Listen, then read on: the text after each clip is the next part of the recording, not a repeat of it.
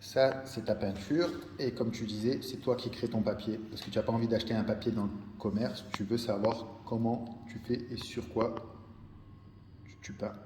Alors justement, c'est même pas sur quoi je peins, c'est-à-dire que la peinture est elle-même prise dans le support, c'est-à-dire qu'il n'y a plus de support et après de surface, c'est-à-dire que je peins en même temps que le support est créé, je viens appliquer mes pigments, en même temps je mets ma pâte à papier et tout ça je viens l'éponger pour la sécher et c'est créé en même temps. C'est-à-dire que le premier geste de peintre est tout de suite quelque part modifié par le support qui vient s'imprégner, sécher et modifier les Très matériaux. intéressant. Tu crées le papier en même temps que tu peins d'un seul geste. Et Très beau encore une fois, processus. je reviens à des matériaux très naturels qui sont de la pierre, des minéraux.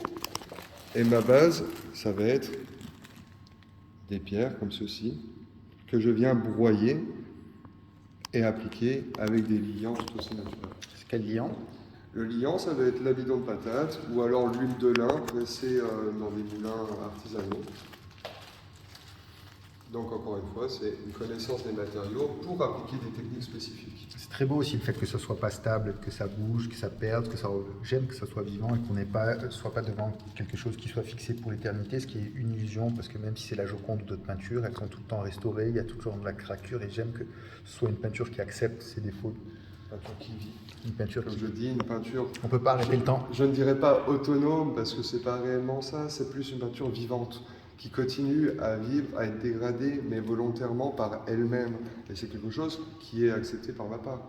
C'est quelque chose qui est appliqué, c'est naturel, c'est un cycle de vie.